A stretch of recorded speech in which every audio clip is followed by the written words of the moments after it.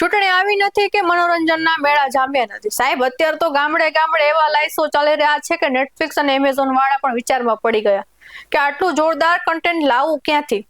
આણંદ પર નવાગામમાં ભાજપની સભા હતી. વાતો વિકાસની થવાની હતી, પણ ત્યાં તો અચાનક WWE લાઈવની ફાઇટ થઈ ગઈ.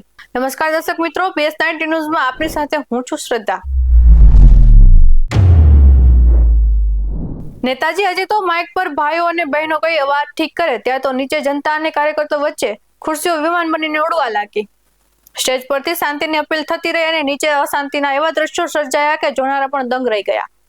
આને કહેવાય લોકશાહીનો અસલી પાવર અને જનતાનો સુપરફાસ્ટ જવાબ.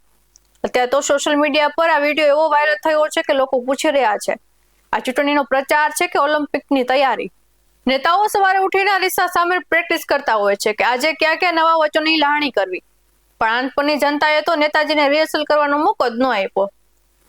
સભામાં જે રીતે ખુરશી યુદ્ધ ખેલાયું તે જોઈને લાગે છે કે રાજકીય સભામાં શ્રોતાઓ માટે હેલ્મેટ પહેરવું અને વીમો ઉતારવો ફરજિયાત કરવો પડશે. નેતાજી તો કહેતા હતા કે અમે વિકાસની ગંગા વહાવીશું, પણ ત્યાં તો કાર્યકરો અને જનતાએ આક્રોશની નદી વહાવી દીધી. સવાલ એ છે કે જો સભામાં સુરક્ષા અને સ્થિરતા જાળવી નથી શકતા તો વોર્ડ કે ગામમાં વ્યવસ્થા કેવી રીતે જાળવશે? હવે સવાલ અહીંયા સીધો એ થાય છે, જો સભામાં સુરક્ષા અને સ્થિરતા જાળવી નથી શકતા તો વોર્ડ કે ગામમાં વ્યવસ્થા કેવી રીતે જળવાશે? આપણા સરકારી બાબુ પણ ગજબના કલાકાર છે.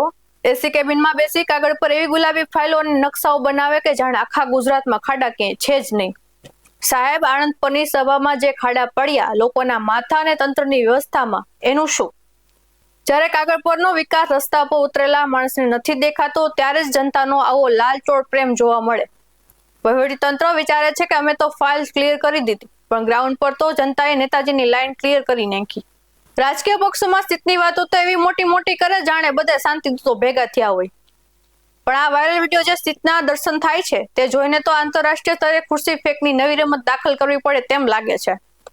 જ્યારે જનતાના પાયાના પ્રશ્નો જેમ કે રસ્તા, પાણી અને ગટરને નેવે મુકાય છે ત્યારે આવી સભાઓ સવારના બદલે વખેડાનું કેન્દ્ર બની જાય છે.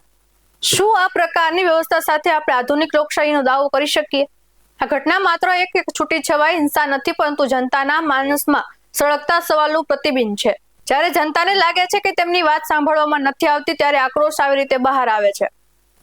સ્થાનિક સ્વરાજની ચૂંટણીમાં લોકો મોટા વચનો કરતા નાના અને પાયાના કામોને વધુ મહત્વ આપે છે.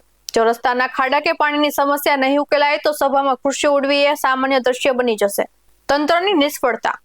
વહીવટી તંત્ર અને નેતાઓનો વચ્ચેનો તાલમેલ ત્યારે જ સફળ કહેવાય જ્યારે જનતા સંતુષ્ટ હોય. આણંદ પરની આ ઘટના દર્શાવે છે કે ક્યાંક ને ક્યાંક તો લોકોની અપેક્ષાઓ અને વાસ્તવિક કામગીરી વચ્ચે મોટું અંતર છે. ચૂંટણીઓ તો આવશે અને જશે, ઉમેદવારો હારશે કે જીતશે, પણ આણંદ પરના નવા ગામની આ બગડાજટી ઇતિહાસના પાના પર સોશિયલ મીડિયાના મેમ્સમાં નોંધાઈ ગઈ છે. આ કિસ્સો એવા સત્તાધીશો અને અધિકારીઓ માટે લાલબત્તી સમાન છે જેઓ જનતાના પ્રશ્નોને હળવાશથી લે છે. યાદ રાખજો, જો પ્રજાના કામના બદલે માત્ર કોમેડી પીરશો કે કાગળ પરના કિલ્લા બતાવશો તો પ્રજા તમારી સભાને સરઘસ બનાવતા બહાર નહીં લગાડે. જનતા જનાર્દન પાસે હવે સોશિયલ મીડિયાનું એવું હથિયાર છે કે ગમે તેવા મોટા સુરક્ષા કવચને પણ વિંધી શકે છે. એટલે જ અત્યારે તો આ વિડીયો જોઈને એટલું જ કહેવાય કે નેતાજી જરા સંભાળીને. આ વખતે જનતા જાગી છે અને ખુરશીઓ તૈયાર છે. આવા જ ઉદ્દેશ્ય સાથે મળતા રહીશું. તમે અમારા યુટ્યુબ ચેનલને સબસ્ક્રાઇબ કરવાનું, અમને ઇન્સ્ટા અને ફેસબુક પર ફોલો કરવાનું ભૂલશો નહીં. બાકી અવનવી અપડેટ્સ મેળવવા માટે આપ જોતા રહો BS9 TV ન્યૂઝ.